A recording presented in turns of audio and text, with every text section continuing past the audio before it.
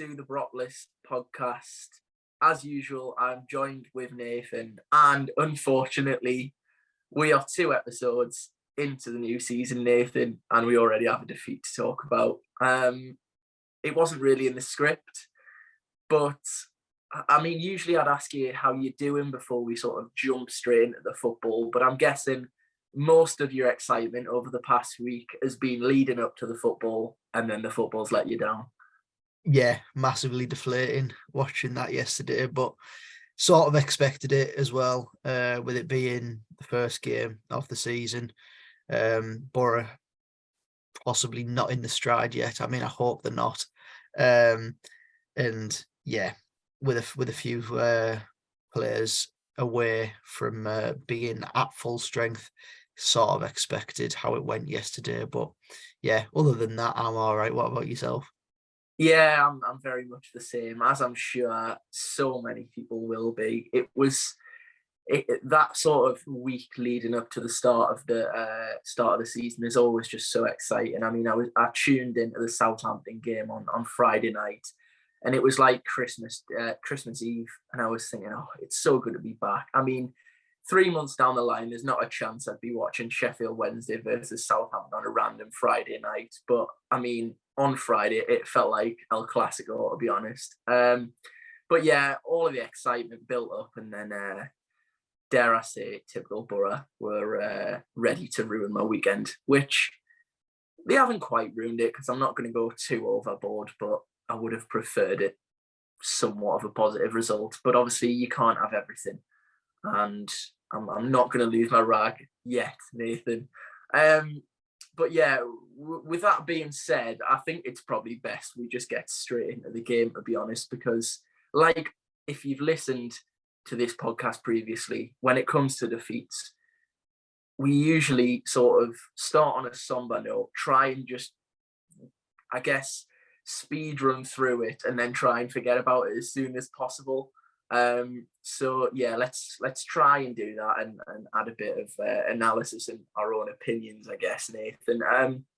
But from a starting point yesterday, obviously the first talking point was the team, and actually, I think perhaps more of, I guess, the news line was actually the bench rather than sort of the starting 11.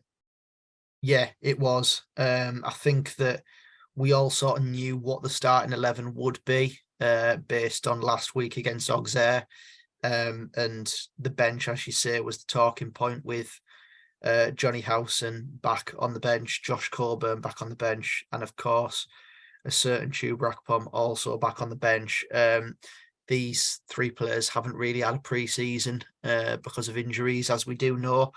But yeah, good to see those 3 back. Of course, Johnny Howson did come on in the game and sort of made a little bit of an impact. You sort of saw Boro hit a little bit more of their stride when he did come on. But regarding Josh Coburn and Chuba Akpom, they were both included in the squad, according to Michael Carrick, just to bed them back into the squad.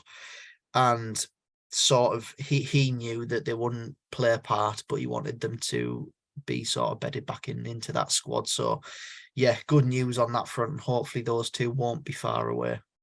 Yeah, obviously, fingers crossed on both fronts there, because we could have done with both of them as impact subs. But yeah, going into the game, obviously, we sort of in the preview spoke a little bit about what Millwall were going to be like. And I think, in fairness to them, the way they played was everything that I expected. They start with a back 5, and I think what Gary Rowett's done extremely well is built on solid foundations, built on that sort of ugly core that we spoke about last podcast, and even last season when referring to Millwall. They've got, a few sort of traditional English defenders or British defenders that head it and kick it. And I don't think I'm being disrespectful in saying that, because it's one of Millwall's strengths.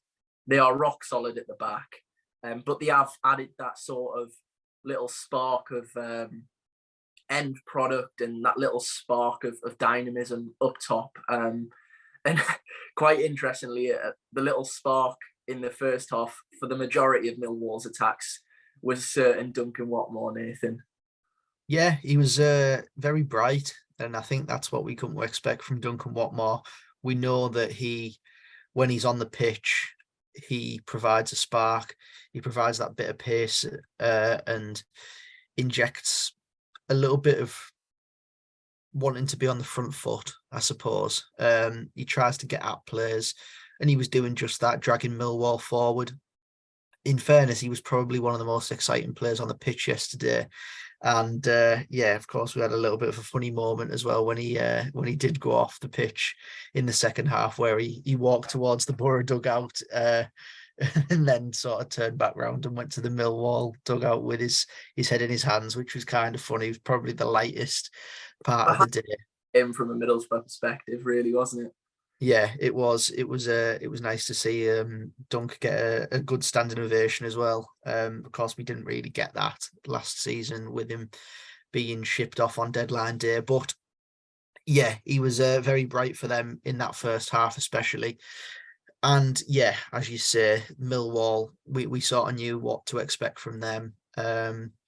In terms of what they were going to bring. They've got a few new faces in that squad as well, with Nisbet up front and Joe Bryan as the left wing back. I was very impressed with both of their wing backs, actually. McNamara on the other side, um, both offering good width and sort of attacking intent as well. So yeah, they look like a decent side. But similarly to us in that first half, it felt very pre-seasony. Both sides sort of not hitting their stride yet. Both trying to figure each other out. Both trying to figure, well, both sets of players trying to figure each other out as well in terms of sort of patterns of play and things like that. So yeah, it was a strange game to watch, really. I thought Millwall did have the better of the early stages, but Boro did grow into it sort of late as the first half drew on. Yeah, yeah, I'd agree with that. And as you say, there was a little bit of a pre-season feel to it, just in terms of, even as you say, I felt that Millwall had the better of it as well, especially early in the first half. And they had quite a few opportunities where it was either, 4-on-2, 3-on-2, 4-on-3 situations where perhaps sort of 6 weeks on from now, they would be looking more deadly, sort of more in the swing of things, more in the rhythm of things, and being more confident with their end product. Duncan Watmore had a few situations where he probably could have slipped a Millwall player in, and I think Zion Fleming went really close with an effort early on, both from a corner routine and from a well-worked little move on the edge of the box. And yeah, I think, as I say, with a little bit more sharpness in there, one of those chances probably goes in, and it really sort of, I guess, silences the crowd. But thankfully, from our situation in the first half, we sort of managed to get away with it a little bit. And then, as you say, as the half progressed, Middlesbrough got back into it a little bit, and obviously had the sort of disallowed goal where I know a few people have spoken about whether it was in, whether it was out. From our seats, especially in sort of more to the left of the West, it was quite difficult to see. And to be honest, I don't think the linesman's up with play anyway. I think he sort of almost goes a little bit 60-40 and has a guess at it. I've seen a few screenshots that didn't look too convincing, but yeah, that was Boro's really best chance of the game.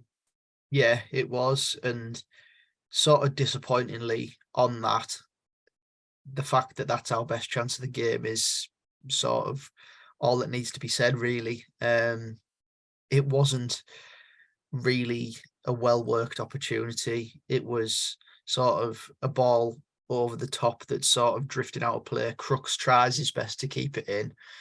And yeah, of course, Hackney, it is good that he's getting in situations like that where he's arriving in the box. But yeah, it was a game where Middlesbrough struggled to create a whole lot, really, at all.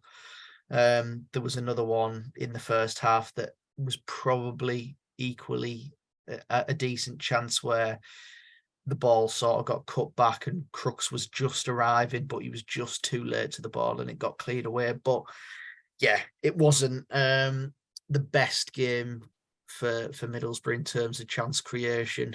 I think watching the EFL show last night with our little highlight segment, I don't think they showed a Boro shot, which pretty much summed it up, really. So, yeah, first half was sort of hoping that as we were growing into the game, as the half grew on, that with the second half, we'd come out with a little bit more intensity. Struggled once again after the break. Yeah, we did. And I actually said early on, it would be interesting to hear your thoughts about this. I turned to my dad and I said, this feels a little bit like the Coventry playoff game, where it just felt like there'd been a few sort of counters from Millwall, but they were very, very happy to sit in, because really we never really looked like we were going to thread a little pass through or create some magic out of somewhere. We just, as you said, we weren't in our strides. And I think Millwall, quite disappointingly, looked fairly confident and comfortable from a defensive point of view. And yeah, as I say, it did have that feeling of the Coventry game where you thought, if one side's going to score here, it's probably going to be a Millwall counter-attack. And I mean, yes, from a different side, but fairly sort of, I guess, similar goals, the Hamer and obviously the SA goal as well. But yeah, there just seemed to be that lack of sort of link between sort of our deeper lying midfielders and the front four, or the front three, obviously sitting behind Morgan Rogers. And listen, at most, or at least sort of a large percentage of those at the match that watched the match yesterday, it was just glaringly obvious that Morgan Rogers doesn't really feel very comfortable playing as a number 9. And actually, what I will say is, I don't think he was that bad. I think he just looked uncomfortable in terms of what he did, trying to hold the ball up. He had a few neat touches.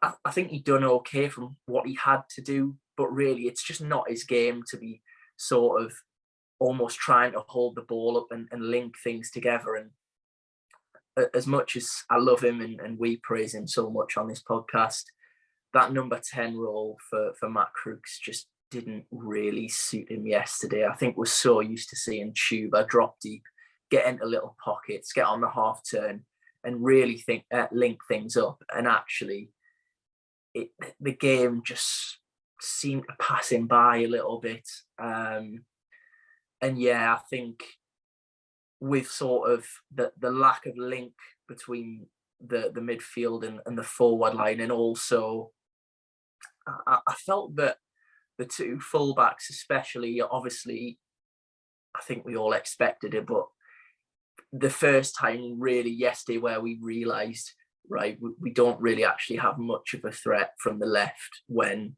the ball gets put out wide. Hayden Coulson seemed to be quite narrow, and whether he was taught to do that by Carrick, then, you know, maybe that was a tactic that they'd worked on. But when you're used to seeing Ryan Childs with chalk on his boots delivering crosses into the box, it was sort of a far cry from that. And yeah, there was just a lack of sort of cohesion between midfield and attack, and there just wasn't that link and that sort of look about our passing. And yeah, it lacked intensity. And I've got to be honest, I never really felt like we sort of had Millwall pinned up, and I don't, as I say, they felt comfortable to me. Yeah, I'd agree with you. I think that there was no real penetration from that attacking sort of front three behind Rodgers. I think one of the things that sort of stood out was when we'd work the ball to mainly that right-hand side in the first half with Marcus Force. I felt that he was very bright in the first half, but then sort of faded as the game grew on. When we were trying to work it towards that right-hand side in the first half, we didn't have the bodies in the box to to sort of make the most of our crossing opportunities. And that was mainly because Matt Crooks was drifting over towards that right-hand side with play as it was going on. And that only really left Rodgers in the box. As you say, Coulson was very narrow, wasn't coming in along that back post. So, yeah, I felt that we struggled in the first half with that particularly. And then in the second half, Millwall, as you say, just sort of sat in. And it did feel like that Coventry game. They felt very comfortable to just sit in, sort of soak up any pressure that Middlesbrough built, which, being honest, wasn't that much yesterday. And yeah, they counter-attacked really well when they had the chances to. There was one moment where Watmore, as you say, was breaking in that second half and possibly could have just got at Darrell Lenihan a bit more. Chose not to, sort of lost the ball. And it's probably a reason why Duncan Watmore's not at the football club anymore. And then, of course, the goal comes from our own throwing on the left-hand side, which, yeah, was taken to Hackney. Hackney loses the ball. It gets switched towards that Millwall left-hand side, Boro's right-hand side. And, yeah, Paddy McNair, it's just schoolboy, just stand off. The lad's just come on. You know that he's got fresh legs up against you. Just stand off, don't dive in. And he does the exact opposite. He dives in onto his backside, goes flying, miles out the way. The lad flicks the ball past him and has a free run into the box pretty much. Squares it, cuts it back, and yeah, the ball's rolling across the box to SA. And yeah, in fairness, it's a really good finish from where we sit as well. You can see that it's right in that top corner. He's bent it in beautifully with his left foot. Yeah, fair enough to him. It's a great finish. But yeah, Hackney losing the ball in midfield and then McNair diving in, just, yeah, not the best really. And it takes away Senny Dieng's first clean sheet as well, which, do you want to know what? I thought he had a good game, Senny. Made a really good save in that second half from Nisbet going through one-on-one and looked really comfortable in his passing as well. I think he'll be a pretty good signing for us, hopefully. I know it's only one game in, but yeah, the goal comes from a mistake defensively, and it's fine margins because there was nothing really in the game.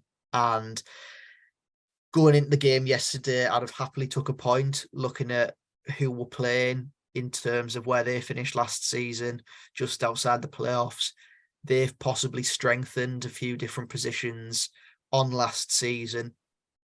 And looking at their sort of starting 11 compared to ours, they look set really for the season. That looks to be what Millwall will look like for, well, at least up until January. Whereas we look a good few players off where Michael Carrick will want us to be. And yeah, the fine margins have cost us in the opening game of the season. Yeah, it was one of those horrible ones, and I'm certainly not sort of pointing the finger at Paddy McNair, because obviously in football, if you make a mistake like that, especially as a defender or a goalkeeper, you run the risk of pretty much ruining your performance because you've conceded a goal. But I actually felt he'd done okay up until that point. But yeah, you could almost envisage what was about to happen as the ball went over his head, and you just thought, he's going to dive in here. And you just really hope that in this circumstance, he was going to make contact with the Millwall player and perhaps just pick up a really cynical yellow card, but he completely misses the tackle, and then obviously the rest of it unfolds. And as you say, from our angle, as soon as the Millwall player hits it, you knew it was flying into the top corner. So credits to Millwall for taking that chance. In fairness to them, it probably could have been 2 or 3. They had some real good chances, and as you say, Dieng made that really excellent save from Nisbet. Obviously, you touched on Dieng there, and yeah, definitely I just wanted to give him a little bit of credit as well, because I felt, you know, after Stefan, we were all really sort of quite apprehensive with goalkeepers coming in, because Stefan, although he gave a lot of people heart attacks at the start of the season, everyone sort of become accustomed to it, were somewhat relaxed when he had the ball and understood what his role in the team was. And actually, it felt so like for like. Dieng just looked so comfortable on the ball. And even some of his long passing yesterday, I remember one instance where he just pinged a lofted pass straight out of Marcus Force's boot, and Force didn't even have to move, really. So, yeah, that's obviously going to be a massive part in the way we play and the way Michael Carrick wants to play. So he definitely deserves credit for that. And obviously, he stood no chance with the goal, did he? But yeah, we saw the introduction of a few subs, Nathan. I think obviously the standout from a lot of people's perspectives was Sammy Silvera, who looked bright when he come on. And he did look bright in all fairness, but I think perhaps, and this is by no means a sort of a disrespect to Sammy Silvera, because he did what he was asked when he come on the pitch.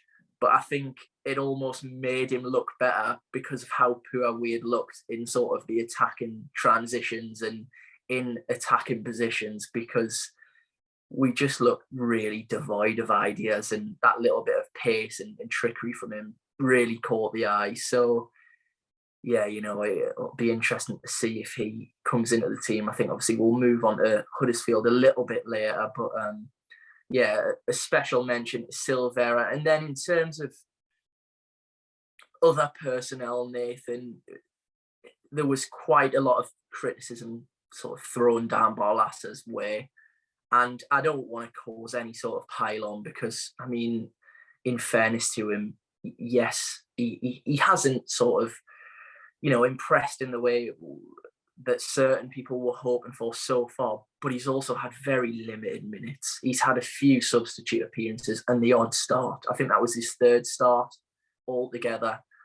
And I think one thing I will say in defence of him is he always looks for the forward pass.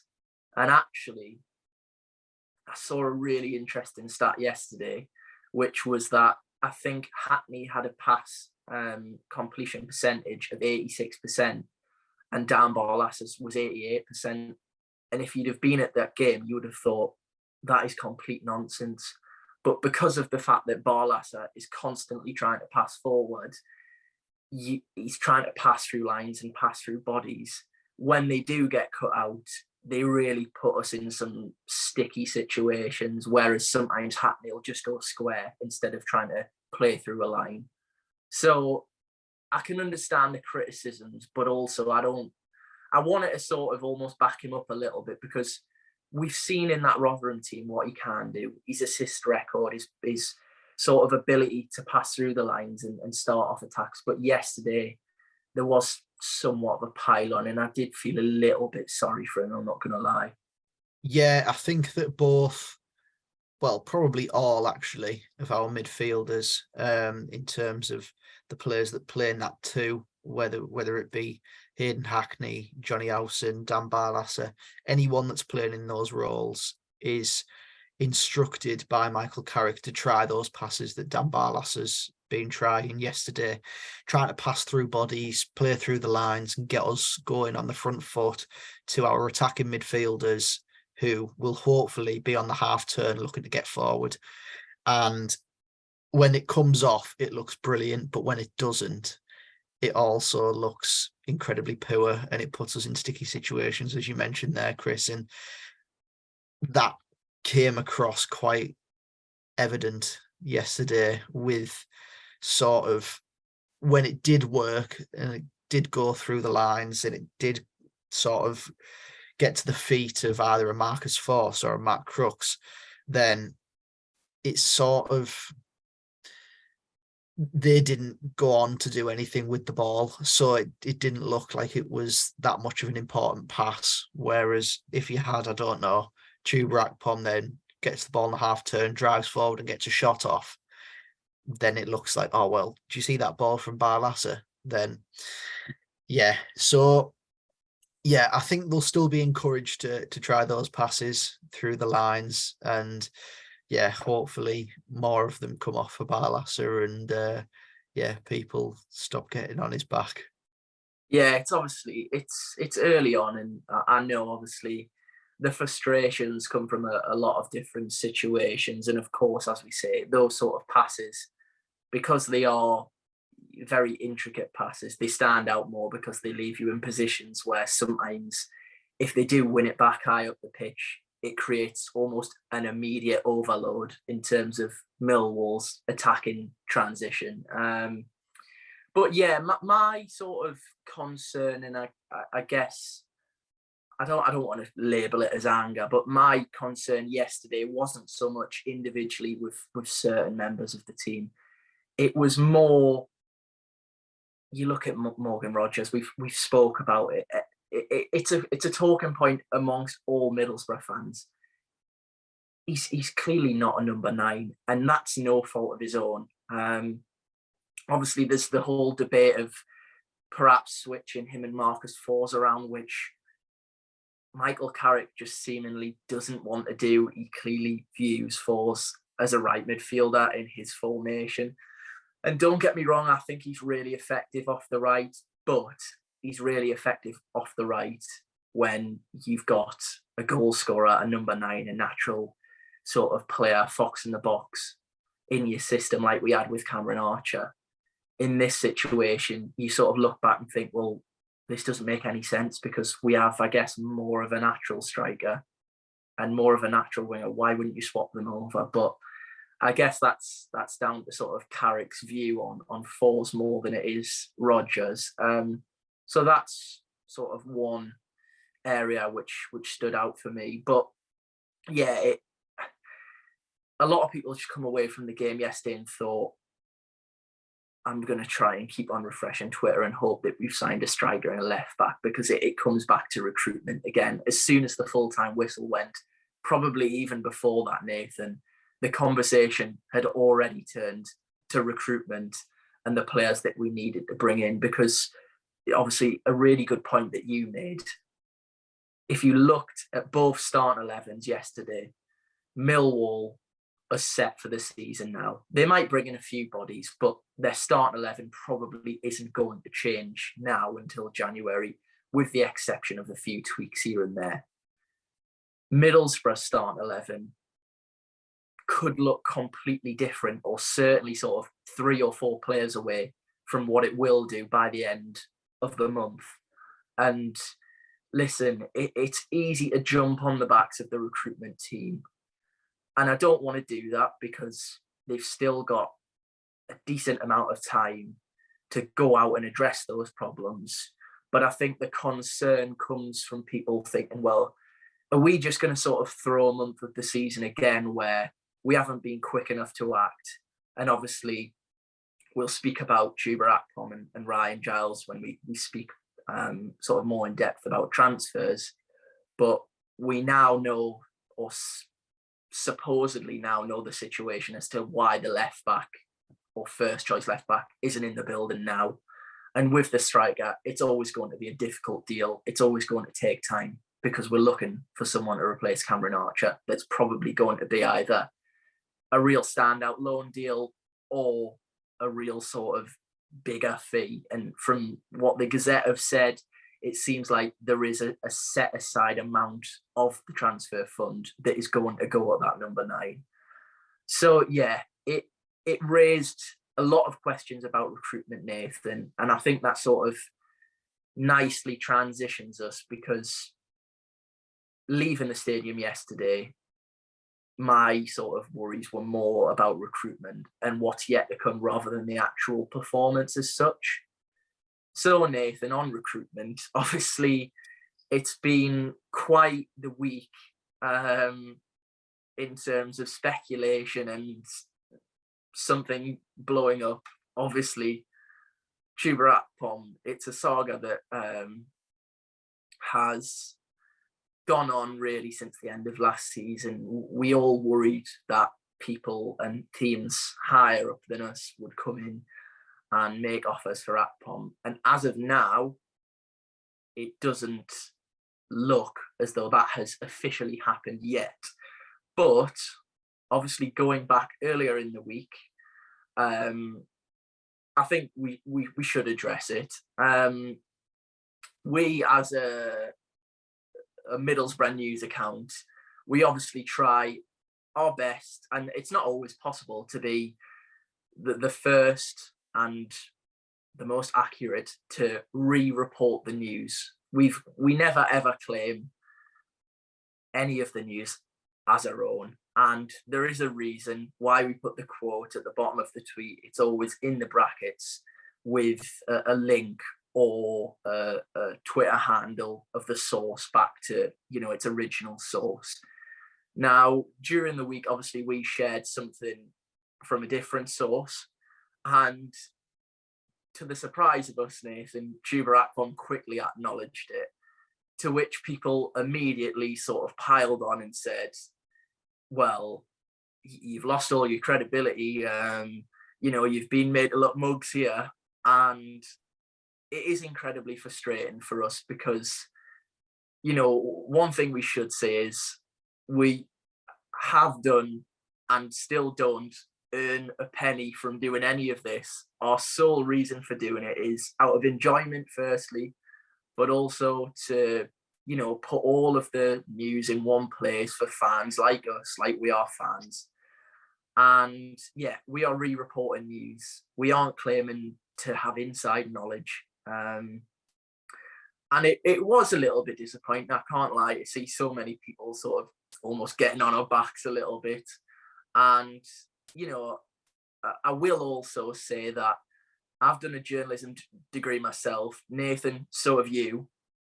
We aren't sort of, and in no way am I also saying we're experts in this field, but in terms of interpreting news and knowing the news lines of what people want to read, I'd say that we are sort of qualified enough to understand that.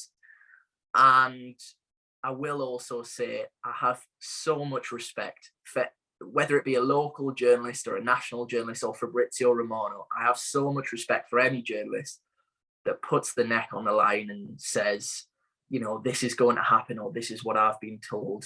Because in the transfer window, we've seen it so many times, things can change in the blink of an eye. You saw this summer with Seny Dieng. One moment, the deal was off. I think 24 hours later, he was having his medical.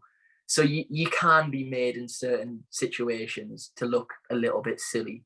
But my goodness, I respect anyone for sort of putting the neck on the line. But also, Boropolis always has and always will be an account that shares news from other news sources. And if that ever does change, if we believe that we have an exclusive and we're confident enough to put our neck on the line, we'll make it clear in whatever social media it goes on to that is us saying that that's going to happen. But in this circumstance, it wasn't, Nathan.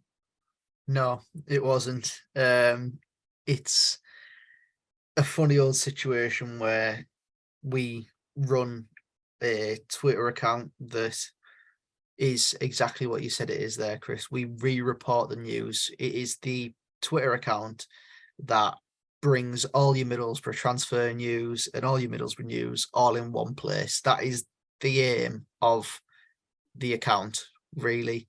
And we've built up, a pretty big following on Twitter by doing so, because people appreciate the fact that it is what it is. It is a place where you get all your news. People have notifications on and get the transfer news as quick as possible from me and yourself. And yeah, as you say, it's a situation where I think some people, and it is a small minority, just don't quite understand that the page is quite simply a re-reporting of news from other sources. We aren't the people that made that sort of quote up. We just reposted that quote because it's quite interesting looking at it from a perspective of what we knew at the time, which was Chuba Akpom hadn't really had any offers on the table as of yet from other clubs. You'd expect that he'd be in talks with Middlesbrough over a new contract. And to hear that the reason that a new contract hasn't been signed yet is because he's been asking for too much money, allegedly. In quotation marks, he's been asking for too much money. That's quite interesting. And people will want to know that. And of course, that was said on a podcast, and it was said by a journalist who you'd say has credibility because he's a BBC journalist, isn't it? Yeah, he has credibility. He's working for the BBC. And okay, within it did come as quite a shock that was posted at 7:35 last Tuesday, and by 7:37 there was a reply by the man in question. It was a bit of a shock. I did immediately ring you and say, what did we do, because of some of the sort of reaction to it on Twitter, which was, well, delete it because Chuba's denied it. Well, yeah, okay, I sort of understand that, but we didn't say that. It was from someone else. And also, just because Chuba Akpom said it's not true, does that mean it's not true? There's two sides to every story, isn't there? Chuba will have one story, the club will have another. And that's the thing with reporting. We tried to report both sides, and we reposted Chuba's reply, and then sort of to sort of shoo away any sort of hate coming our way, reposted a message from a few years ago now, which was of a situation where people were reacting quite similarly, and just to sort of reinforce the point that we didn't make the rumour up. We aren't a page that does so. We just simply repost the news, try and keep Boro fans informed of what's going on at Middlesbrough Football Club in terms of everything, and mainly transfer rumours at this time of year. And yeah, of course, following that, there was a Gazette article the day after, which sort of put everything to bed a little bit. Yeah, there was. And obviously, I mean, we've spoken about the situation. And again, I just want to say, we both have so much respect for all of the local reporters. We're very lucky as Middlesbrough fans in that we do have so many different fan owned content and also local media that are very good. So yeah, this is not anything sort of a dig or anything like. Please do not interpret it as that. We have immense respect for them. But yes, as Nathan has said, and what we'll leave now is that we are just re-reporting pieces of information that we deem credible. Anyway, the actual information sort of come in the same podcast is actually a different piece of information about Ryan Giles, which I sort of alluded to earlier on in the podcast. And that was basically that Middlesbrough had actually, before Ryan Giles' move to Luton, felt confident that a deal was done with both Wolves and Ryan Giles. And for whatever reason, that didn't actually turn out to be the case. And obviously Giles moved on to Luton. But in the time that Middlesbrough waited to get that deal done, they also allegedly missed out on, I guess, the second, third. We don't know how many targets, but people in the list that they would have gone for had they have not secured Ryan Giles permanently. So that was the first part of that. But also, obviously, the Chuba situation and him saying that that wasn't true were two, in terms of sort of the bigger picture of just Boro's recruitment, were two major stories, because until, as you say, we heard from Chuba speaking to the local media the day after, I think it was, at the launch of the championship, at least for the Northeast region. We hadn't heard anything, to be honest, at all from any source, public source, private source, anything like that, about what the situation was. Obviously, Giles is out the picture now. We haven't really been linked with too many other left backs. And in the case of Chuba, obviously, we heard from him, and his words were really that he wants to stay at the club, but it's out of his hands. And that's as far as it went. So, again, like transfers, like we've just spoken about, there's so many different interpretations as to what that means, whether it means there has been negotiations, whether it means there hasn't been negotiations, whether it means that he deems what him and his agent think is a fair salary for a player that was the best player in the division last season, that Middlesbrough don't agree to that, or whether they do. It's all still up in the air, really, isn't it? And it's a saga that really annoyingly for Middlesbrough seems like it's going to drag on a little bit. And I guess actually following sort of the early part of the week and all the drama surrounding that, then Chuba spoke and that cleared the situation up a little bit. But then we also get a report later on in the week from Alan Nixon of The Sun. And, you know, whether you love him or hate him as a reporter, I personally feel from my experience of, you know, looking at Middlesbrough transfers for however many years, that he's often pretty close to, or if not correct, with most of his reports. And his report was that Sheffield United, after the sale of Ndiaye to Marseille, had identified Akpom as the number one target, and they felt that a deal worth around £8 million, or at least an immediate fee of £8 million, would be enough to sort of get their number one target, or Heckingbottom's number one target. So, Nathan, obviously Chuba was in the squad yesterday. He didn't get on the pitch. From what Michael Carrick said, obviously you mentioned it, he's just not, he hadn't had that sort of extra few days that Howson had to be introduced to championship action yesterday. But he's closing in on a return to fitness, but we still have this saga over his head.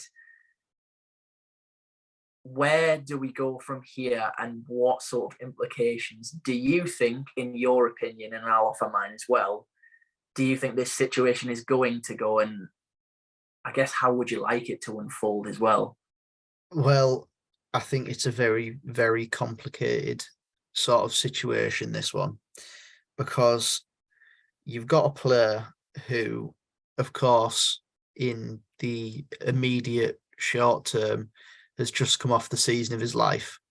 He scored a bucket full of goals in a new role for a team that was very successful going forward.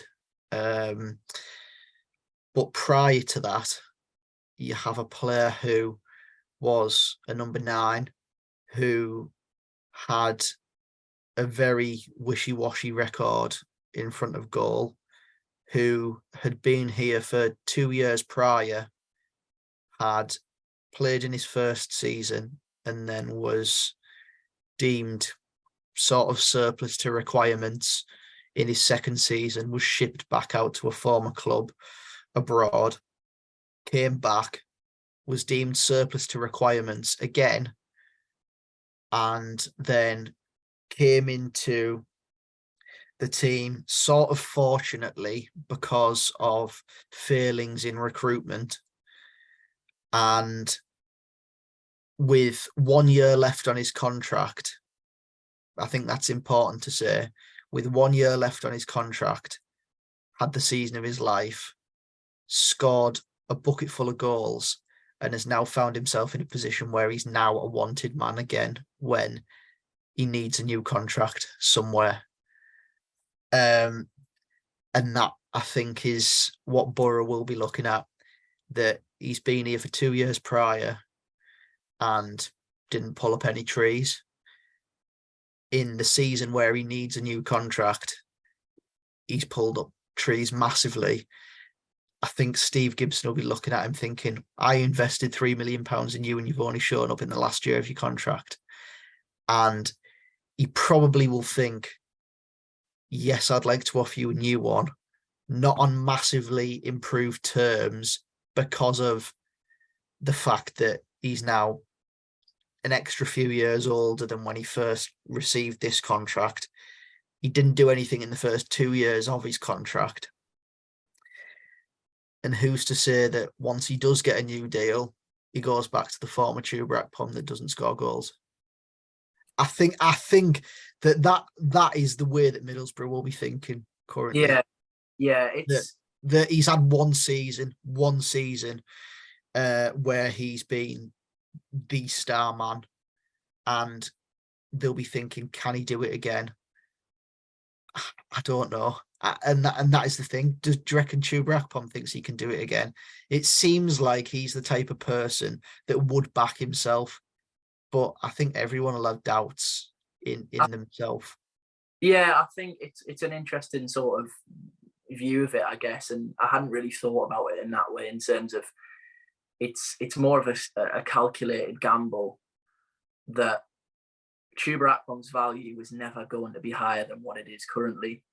And although, in fairness, I'm very much in the camp of, yes, he may not score sort of 30 goals or 29 again this season if he stays and signs a new contract, but I also would massively back him to be a vital cog in Michael Carrick's team, as I'm sure you would as well, in a position where Michael Carrick has transformed his career. I don't think that's sort of an overstatement.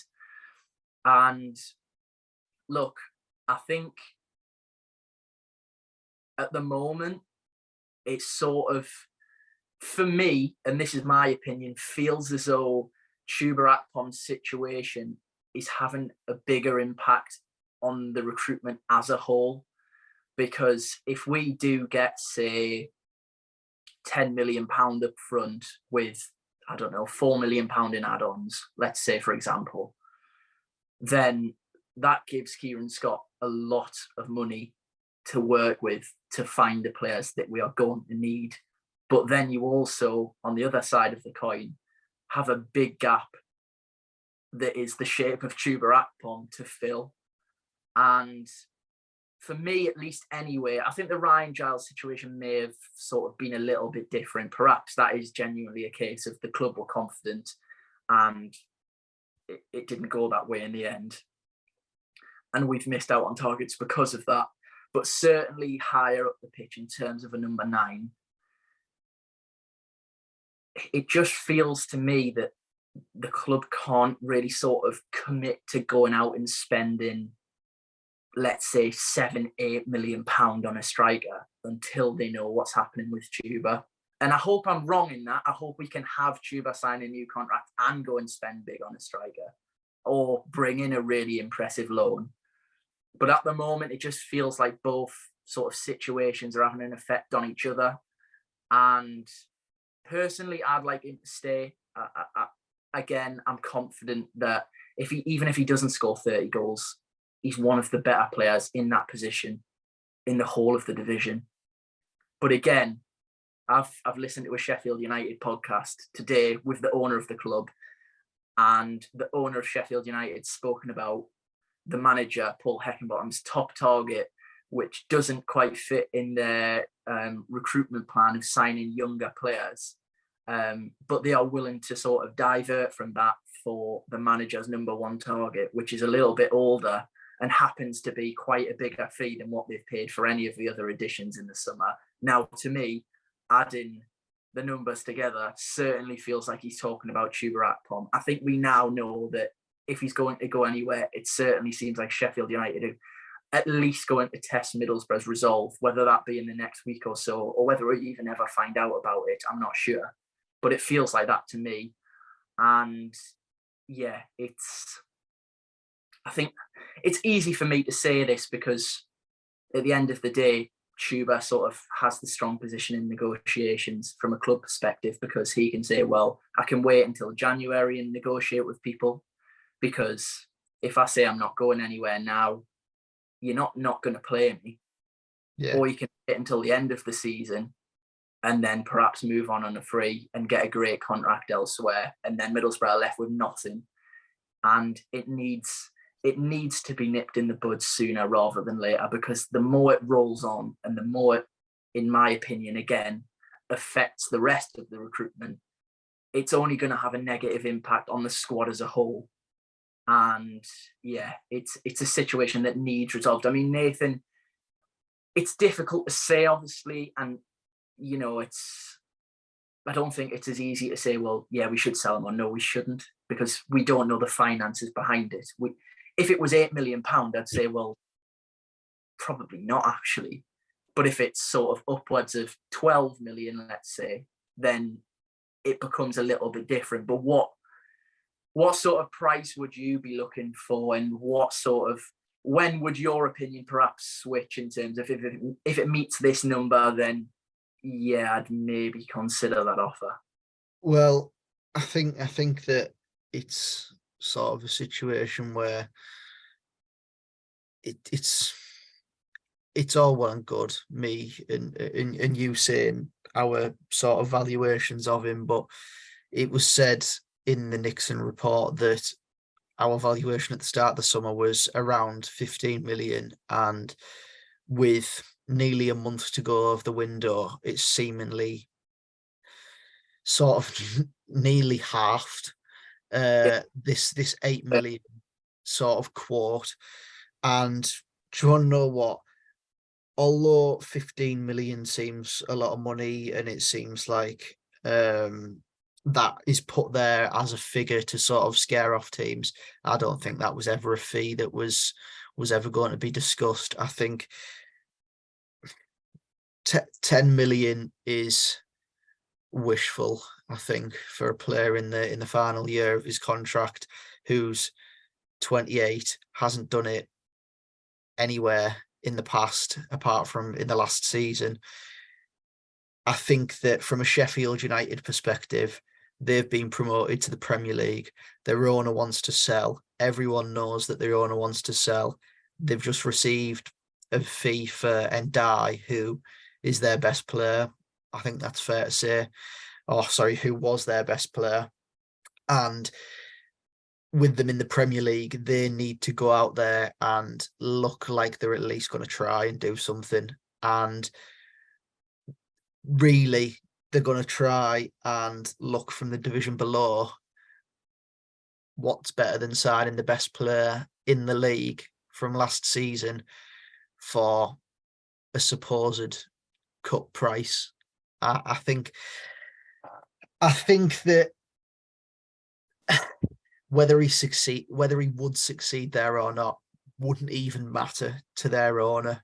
It's just to sort of keep the fans on side for a little bit longer, that it looks like we've got some ambition. Oh, well, we signed the top goal scorer in the Championship last season, so what more can I do, really? Well, it sort of frightens me a little bit that Heckingbottom's thinking is, we play two strikers up front, Chuba Akpom's going to be one of them. Well, yeah, but he wasn't really successful in a number 9 role last season. It was more withdrawn, and I understand that Dye sort of ran around McBurney a little bit more, but I don't think he'd really succeed at Sheffield United in the Premier League.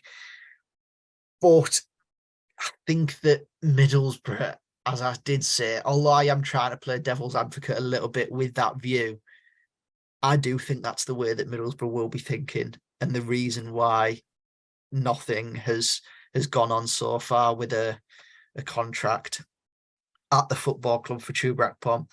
I think if, and it is a big if, this Sheffield United interest goes away, then I do think that he would sign a contract. But my honest opinion is, I think that he goes to Sheffield United. Yeah, I mean, for audio listeners, just going back a little bit, when you said you sort of never felt that 10 million was too sort of realistic, My eyebrows sort of shot up because, listen, I might be being unrealistic, and it might be my love for him. I mean, goodness me, I don't think there's two people in the world. I mean, certainly, I'm sure most Middlesbrough fans would argue that love Chuba Akpom more.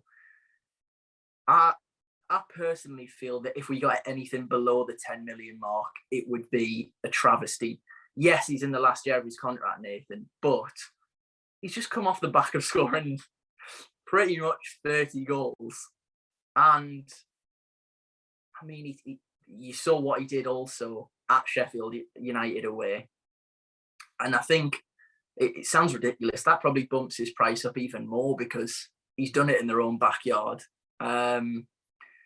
But yeah, I want him to stay. I'd love him to stay. But I don't want this situation to unfold where we get to September or the 1st of September.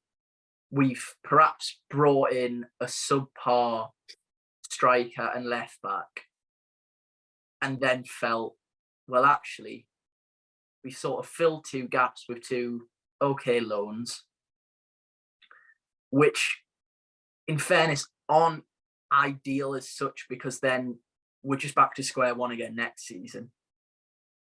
And also, we still haven't got a situation where Chuba Akpom can't then just make his way to January. Not that I'm saying that he's going to do this or he wants to, but hypothetically, he could get to January, sign a pre-contract with, I don't know, PSG. Who knows? They might be looking for an Mbappe replacement. But he could do that, and then Middlesbrough are left with nothing. And they've lost out on potentially upwards of 8 million quid. And I mean, realistically, yes, we've got some assets, but perhaps it wouldn't sort of reach that total at the moment. And I think, again, my opinion, I'm almost in your camp a little bit where I think Middlesbrough may actually want to cash in. That's my opinion on it.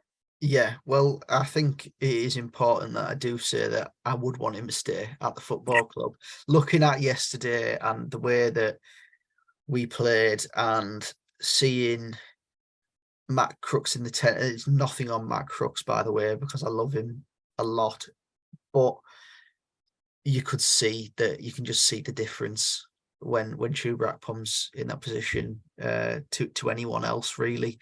And yeah, whether he goes on and, as you say, scores 30 goals next season, the odds of that happening are probably really doubtful, in fairness.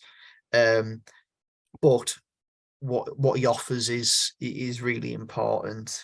He frees up other players. I think even with sort of the way that things are going with Middlesbrough so far in the recruitment, if you keep Chuba Akpom, it frees up some of the players that are in and around him.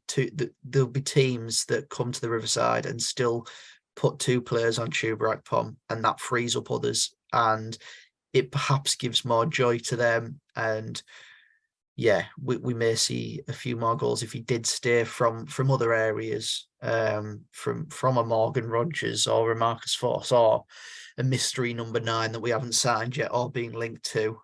But I think that he will probably go, and that is because of the thinking that I just thrown up there, that I think the club will have, that he's done it for one season in his career, and the way that the club want to go now is sign players for low fees and sell them at the highest possible selling point, really. And Chuba Akpom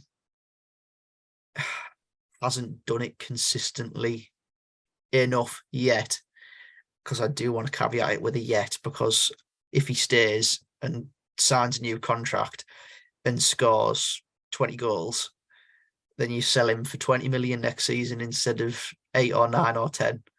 So yeah, it is a really difficult one, but I can see it from both sides. I want him to stay because he gave me the season of a lifetime, going to watch him every week last season, scoring a bucket full of goals, as I said.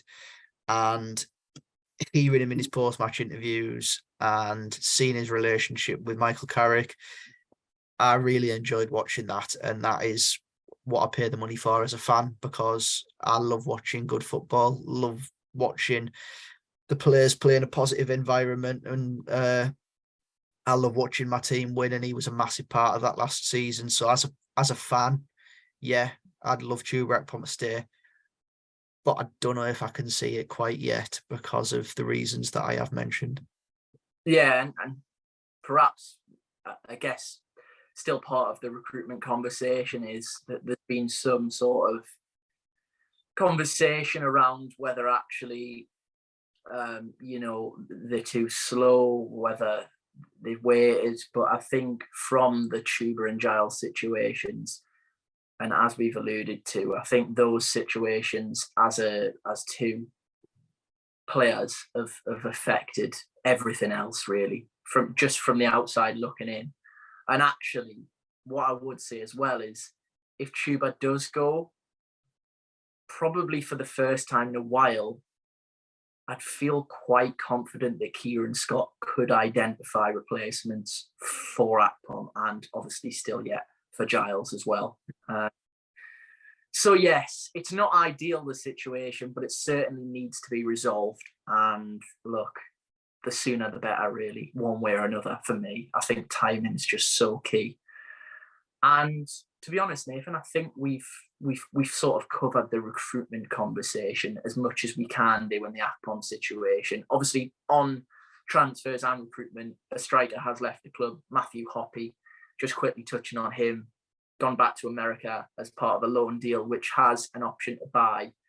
I think actually that it was reported that that's only until January, or at least until the end of the MLS season, which finishes earlier. So to be honest, I think an ideal scenario for all parties is that Matthew Hoppe goes over to the US, performs to a good level, and then the option to buy is sort of activated, because we've now saw Chris Wilder almost disregard him as a youth player. And I mean, we don't want to take Chris Wilder's word for everything, because we've seen that with Marcus Forss, that is certainly not always the right way of thinking. But he's never really even been given a chance. And you have to think that both managers, Michael Carrick as well, have seen enough of him in training to think that he's just not at the standard of which we need at the moment as a number 9 in the Championship. So yeah, I think probably the ideal scenario is, obviously, he goes out there, does well, and is bought for whatever fee. Hopefully we can recoup as much of the fee that we paid for him initially as possible. Nathan, moving away from transfers though now, we have 2 games coming up this week. Firstly, Neil Warnock's Huddersfield midweek in the Carabao Cup. And I'm just going to put it straight out there. For me, this is a glorified pre-season friendly. I know that might annoy some people. It might even annoy you, Nathan, so I apologise if it does. But I honestly am not overly fussed at all as to what the scoreline is. I think it's just important that we see the likes of Piero, Gilbert, even Silvera, Van der Berg get valuable minutes. And if they come out with a positive result, then it's the icing on the cake, I guess, from the Carabao Cup. But my full attention is the game after that. I don't know how you feel about the Carabao Cup. Yeah, I'm of the same thinking as you, Chris, really. I think that it's one of them that, yeah, you've played the first game of the season, then you have this coming up. No one really cares. Neil Warnock was speaking on the EFL show last night, and he said, yeah, I'm looking to give a few young lads some minutes that I just want to have a look at.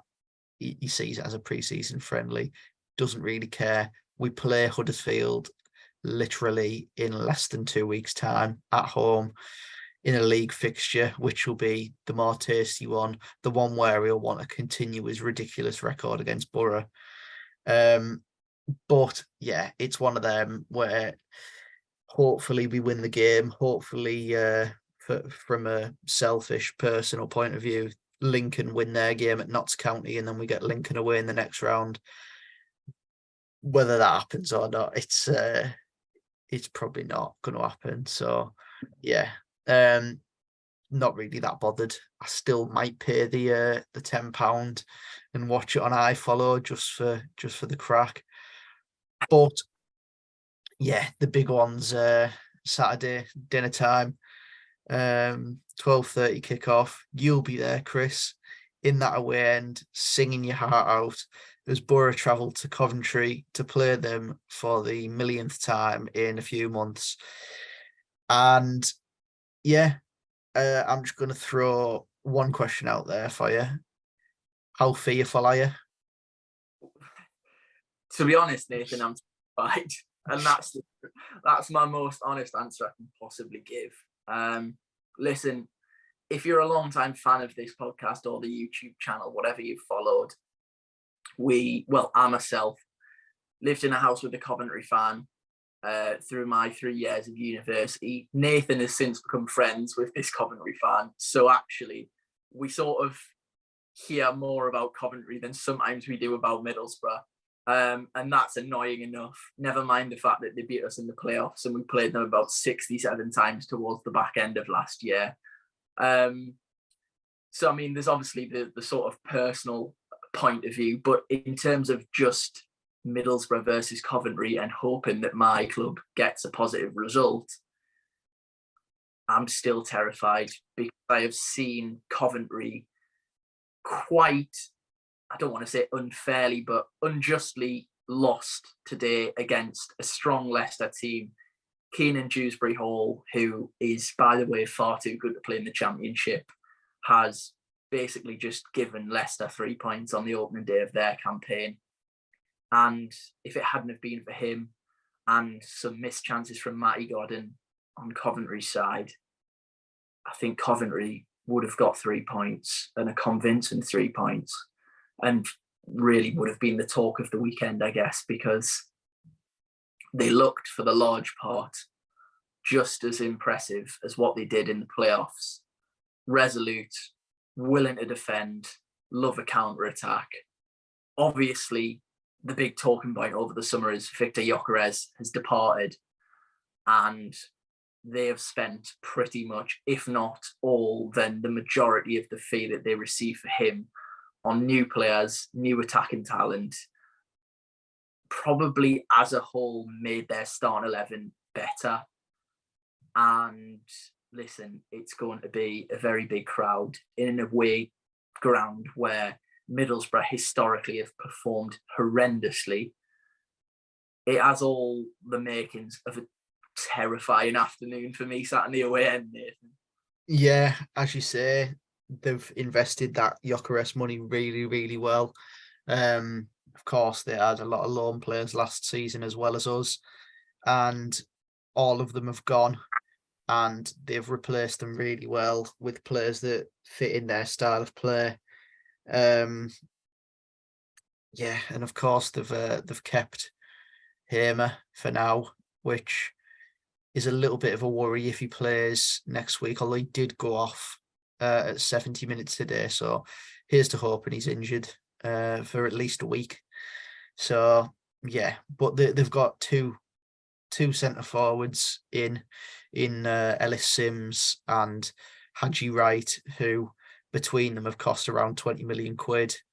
Yeah, so much for the little Coventry sob story of recent years of they've got no money.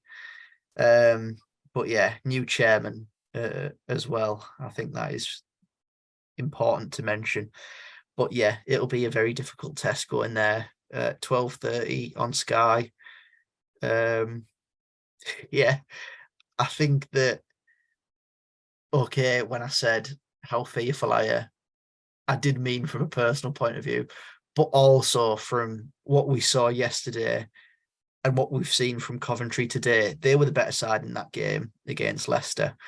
And they played the way that they did at the Riverside, which is sit in and leave two centre forwards. Well, sorry, in the playoffs, it was one centre forward who was pretty much two players by himself. But now they've got two centre forwards built similarly to Gyökeres in stature, both quite quick. And they're going to do what they did in the playoffs. Hopefully we've learnt our lesson a little bit and sort of play a little bit differently against them. Let them have the ball and see what they want to do with it, instead of just launching it into channels. But yeah, going to be a very difficult game against a good side. And hopefully we can go there and sneak a point. Sneak a point. I mean, that really goes to show your level of confidence, Nathan. You'll be watching the game from abroad. You are off on holiday again. Obviously, the huge wages that you demanded from Boropolis this season have been well spent. Of course, I am joking. We don't earn a penny from this. You're off on holiday again, Nathan, which I'm sure you'll manage to find a bar or a stream to watch the game on. So, obviously I'll be in attendance at the stadium, and I think this will be my third time, and hopefully, what the saying goes, doesn't it?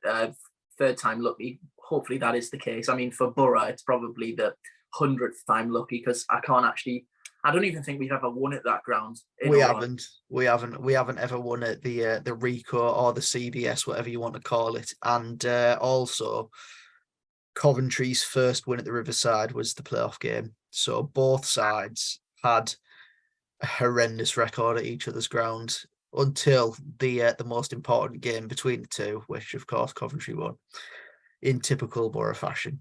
Yeah, let's not talk about that though. I'm over that now. At least I am anyway. Yes, Nathan. I mean, hopefully the real sort of hope is, and everything's crossed, is that we hear some concrete news on contract situation and also income and transfers this week, because it would give a massive boost if we were able to go to Coventry, even with an option, whether that be as a starting left back or a number 9 that we can all pin our hopes on. It would be a lovely boost going into what's going to be a very, very, very difficult game. So yeah, Nathan, it all remains to be seen, but I guess, unless there's anything else that you'd like to add, that's us done for our second episode of the podcast for this season, and we're well underway now. Yeah, we are. First defeat of the season, and feeling very fearful over a trip to Coventry next week. Also had a good conversation on Chuba Akpom and his contract situation. So here's to hoping a signing of a new contract and a 1-0 win at Coventry next week with Akpom the goal scorer. But wishful thinking as a Boro fan. Yeah, it always is. But we live in hope, Nathan, don't we? We have to, I guess. But yes, I think our podcast just seemingly at the moment just end on wishful thinking towards the end. So we don't want to go too far. Yeah, I guess no one could complain that we're being too negative just yet anyway. But yes, we should say from the both of us, thank you ever so much as well for the support on the first episode, both on audio platforms and on YouTube. It's been really well received. Even a few Millwall fans in the comments I noticed, and we had a few more from even after full time yesterday, which, I might not reply to. I'm just salty like that, Nathan. But obviously, shameless plug. Audio platforms, YouTube. We've had some more subscribers. We've obviously set the slightly unrealistic goal of reaching 1,000, but we're going to say it every episode until we achieve that. It might be in 10 years' time, but we'll get there eventually. And also, of course, on other social media platforms, Instagram as well, Threads, and of course on Twitter as well. We will be trying to keep everyone up to date with hopefully some positive transfer news. So from me, Nathan, thank you ever so much for watching and listening. As always, that has been another episode of the Boropolis podcast, and hopefully we'll be talking next week about a Boro win at Coventry.